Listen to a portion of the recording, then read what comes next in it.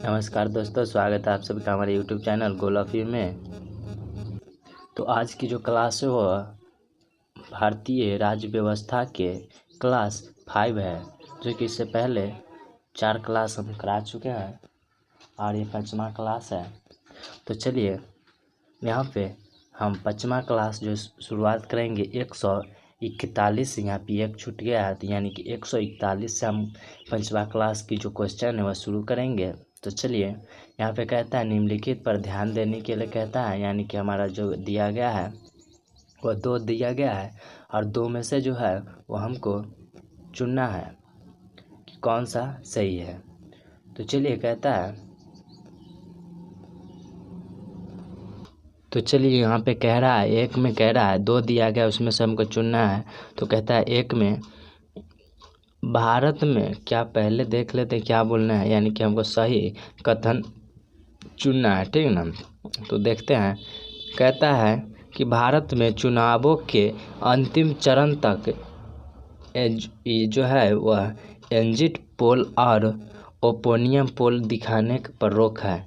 ये गलत है, वह दिखाया जाता है अंतिम चरण तक, उस पर कोई रोक नहीं है। तो चलिए हमारा जो एक गलत है यानी कि 2 होगा। तो चलिए 2 यानी कि केवल 2 हमारा बी नंबर आंसर सही है। चलिए नेक्स्ट है 142 में कहता है कि किस वर्ष भारत में पारंपरिक वन निवासी अधिनियम लागू किया गया था। तो जी ये जो है वह 2006 में लागू किया गया था।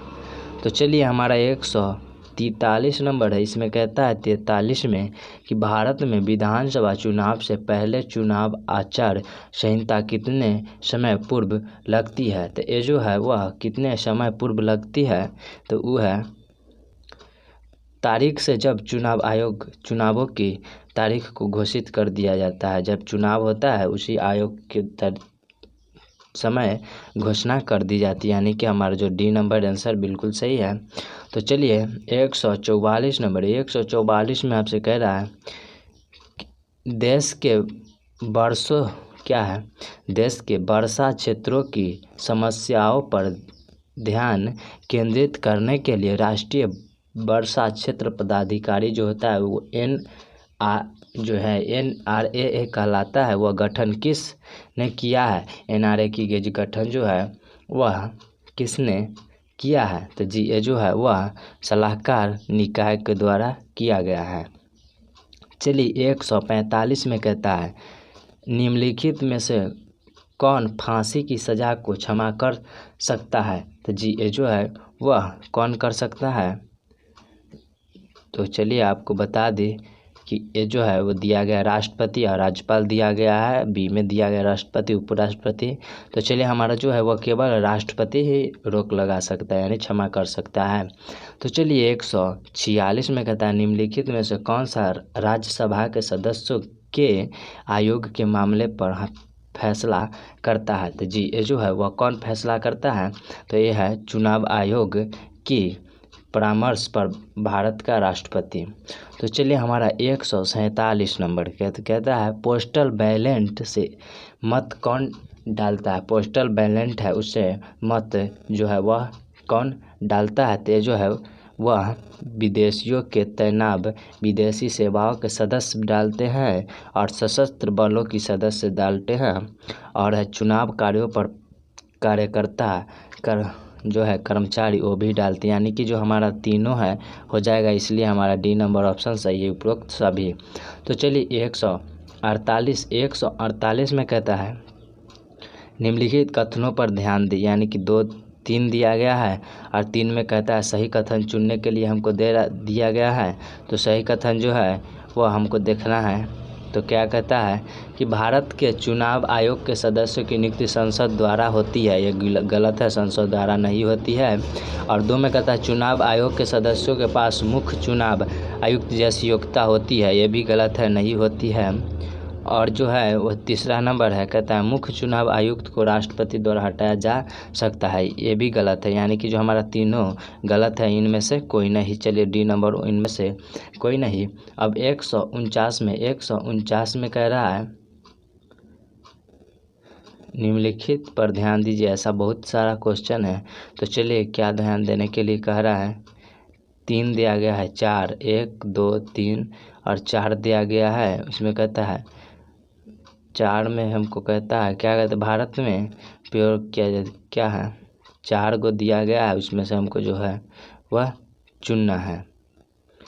तो हमको चुनने के लिए दिया गया है और क्या कहता है कि वयस्क उत्पीड़न के आधार पर प्रत्यक्ष चुनाव जो कि एकल हस्तांतरित वोट के माध्यम से अनुपातिक प्रतिनिधित्व है, और दूसरा में कहते हैं अनुपातिक प्रतिनिधि की सूची प्रणाली है, और तीसरा में अप्रत्यक्ष चुनाव की संचयी प्रणाली जो होती है प्रणाली। उसके बाद जो है चौथा में भारत के विभिन्न भागों में से इसमें से विकसित प्रयोग किया जाता है। इनमें से किसका प्रयोग किया जाता है, ये जो है चारों है। अप्रत्यक्ष चुनाव की जो कि संचयी है, और अनुपातिक प्रतिनिधि की सूची प्रणाली है, एकल हस्तांतरित वोट के माध्यम से अनुपातिक प्रतिनिधित्व है, और वयस्क उत्पीड़न के आधार पर जो है प्रत्यक्ष चुनाव होता है। तो जी ये जो है वो हमारा आंसर जो हो जाएगा केवल 1 नंबर और 2 नंबर। तो चलिए हमारा ए नंबर ऑप्शन एकदम सही है। चलिए हमारा 50 नंबर में कहता है 150 यानी कि 150। कहता है उच्च न्यायालय के न्यायाधीश का वेतन किस में दिया जाता है, तो किस में दिया जाता है, तो ये जो है वह राज्य की समेकित निधि द्वारा दिया जाता है, राज्य की समेकित द्वारा। तो चलिए 151 में कहता है निम्नलिखित पर ध्यान देने के लिए और सही कथन चुनने के लिए बोलता है। तो सही कथन में हमको चुनना है। तो चलिए कहता है कि पंचायतों के 1 नंबर पंचायतों के चुनाव केंद्रीय चुनाव आयोग द्वारा आयोजित होती है, ये गलत है। और पंचायत सीटों में पंचायत सीटों में कमजोरी वर्ग क्या है, कमज़ोर वर्गों और महिला के लिए आरक्षण अनिवार्य है, ये एकदम सही है। और 3 पंचायत की अवधि 5 साल है, ये सही है, यानी कि 2 और 3 जो हमारा एकदम सही है, बी नंबर। तो चलिए अब कहता है 152 में कह रहा है भारत के संविधान के निम्नलिखित अनुच्छेद में सार्वभौमिक वयस्क मताधिकार जो स्थापित किया गया है वह कैमा अनुच्छेद है। तो जी ये जो है वह कैमा अनुच्छेद है, तो ये जो है वह 32वां अनुच्छेद है, 32वां। तो चलिए हमारा जो नेक्स्ट है 153 नंबर। 153 में कहता है निम्नलिखित में से कौन सा भारत के कभी मुख्य आयुक्त नहीं थे। तो जी मुख्य चुनाव के आयुक्त नहीं थे, तो ये जो है वो हमारा कौन नहीं थे, तो जी ये जो है वह RS वर्मा जो थे वह चुनाव आयोग के अध्यक्ष नहीं थे। तो चलिए हमारा है 154 नंबर। कहता है मतदाताओं का पंजीकरण निम्नलिखित में से किसके जिम्मेदारी है। तो मतदाताओं का जो पंजीकरण है वह किसके अधिकार में आता है, तो ये चुनाव आयोग के अधिकार में आता है। तो चलिए हमारा 155 नंबर इसमें कहता है कि 1956 में बलवंत राय मेहता आयोग का क्या उद्देश्य था। बलवंत राय का क्या उद्देश्य था, तो जी ये जो है वह क्या उद्देश्य था इनका, तो ये इनका उद्देश्य था कि सामुदायिक सी नंबर जो है सामुदायिक विकास परियोजना के कार्यान्वयन के बेहतर दक्षता जो है के उपयोग का सुझाव देना। तो चलिए हमारा 156 नंबर इसमें से कहता है 156 में निम्नलिखित में से कौन सी समिति भारत में IAS और IPS को ख़त्म करने की सिफारिश के लिए की जानी है। तो की जानी है, तो ये जो है वह कौन सा सिफारिश है, तो ये राजमन्नार आयोग जो है राजमन्नार वह सिफारिश जो IAS IPS को ख़त्म करने के लिए किया जाता है। और जो है 157 नंबर इसमें कहता है कॉलेज एवं छात्र नामांकन की वैधता का फैसला करने के लिए निम्नलिखित में से कौन सी सबसे महत्वपूर्ण शर्त है जो सबसे शहर जो है अपने शहर की नगर परिषद के लिए चुनने की चाह रखती है। तो ये जो है वह कौन सा है, तो ये उसका नाम एवं मतदान सूची में आता है, इसलिए उसका अति होता है, ये चुनाव आयुक्त होता है। तो चलिए 158 कहता है निम्नलिखित में से कौन सा भारत के सुप्रीम कोर्ट के सलाहकार क्षेत्रीय का सही निहित है। तो ये जो है सही जो हो जाएगा वो हमारा यह मांग पर भारत के राष्ट्रपति को सलाह देता है। जो भारत के राष्ट्रपति को सलाह देता है वही सुप्रीम कोर्ट के सलाहकार क्षेत्रीय अधिकारी होता है। तो चलिए हमारा नेक्स्ट है, सॉरी मैसेज सब आ रहे हैं।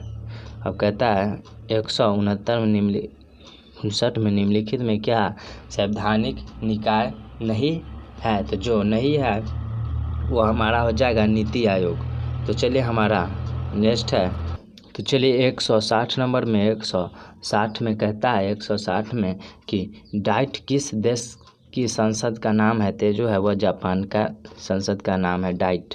तो चलिए हमारा नेक्स्ट है 161 में कहता है अनुच्छेद 352 के तहत आपातकाल की तीसरी घोषणा भारत के राष्ट्रपति द्वारा की गई थी।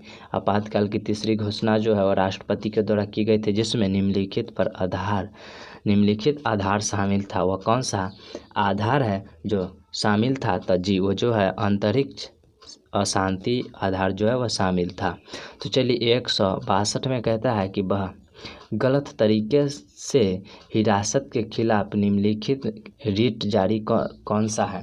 तो गलत तरीके से जो खिलाफ जो हिरासत के खिलाफ जो रिट जारी होता है वो जो है जिसका नाम है बंदी प्रत्यक्षीकरण। तो चलिए हमारा 163 नंबर इसमें कहता है कि भारत में वर्तमान में लोगों का सार्वजनिक हित प्रकटीकरण करने जो है वाले लोगों की सुरक्षा के साथ अनुसूचित उत्पीड़न से ईमानदारी अधिकारी के रक्षा करने की आवश्यकता है। इस संदर्भ में निम्नलिखित बयान पर विचार करें। यानी कि हमको विचार करने के लिए कई दिया गया है, 2 दिया गया है और 2 में हमसे पूछ रहा है कि आंसर जो है वो हमारा कौन हो जाएगा क्या।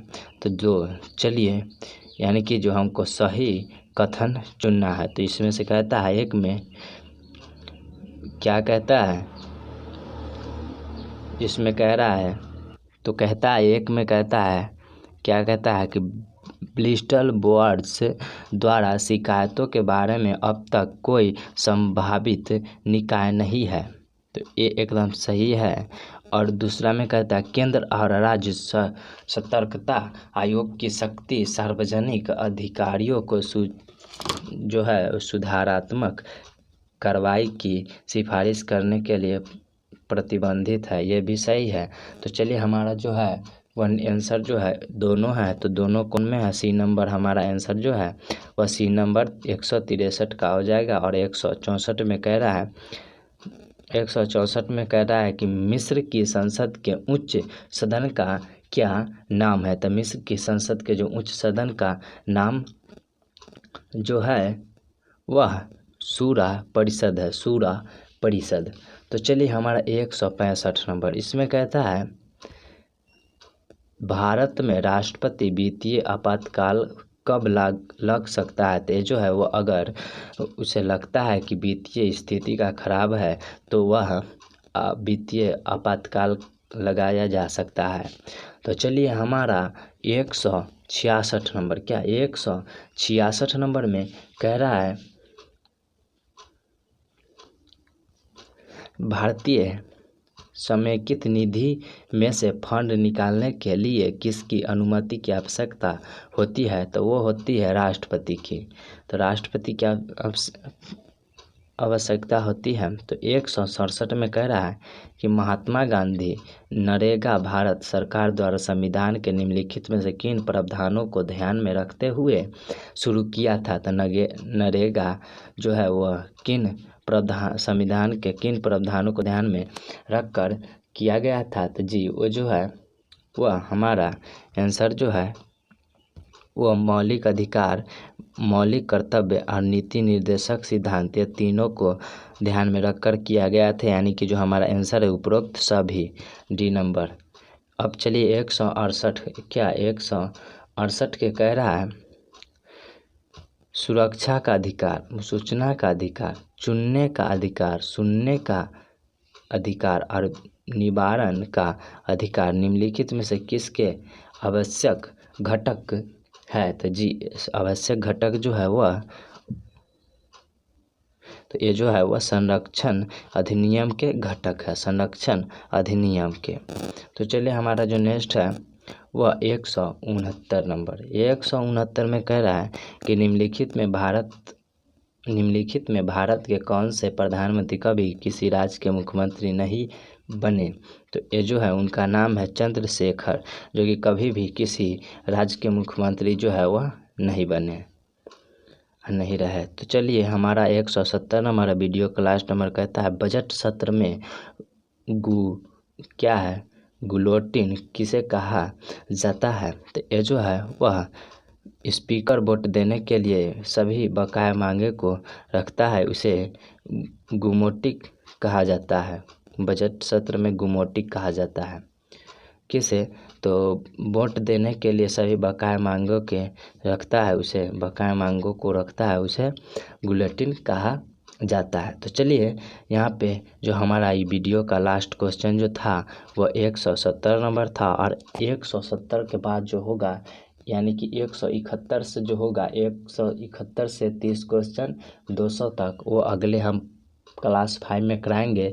और इतना बड़ा जो वीडियो होता है इसलिए हम छोटे छोटे वीडियो करके ही डालते हैं ताकि बड़ा ना हो वीडियो। तो चलिए यहाँ तक के लिए आप लोग को मैं देखने के लिए धन्यवाद देना चाहता हूँ, और हमारे चैनल को तनी सब्सक्राइब कीजिए और लाइक कर दीजिए ताकि मैं ऐसे ही वीडियो आपके लिए प्रतिदिन टेस्ट दर टेस्ट यानी कि प्रत्येक सब्जेक्ट का जो होगा वो हम हिस्ट्री से कनेक्ट करके यानी कि जो होगा वो हम टेस्ट करने के लिए आपको प्रत्येक वीडियो लेके आएंगे। तो चलिए हमारे वीडियो को अगर आपको अच्छा लगा हो तो लाइक कर दीजिए और चैनल को सब्सक्राइब थोड़ा कर दीजिए।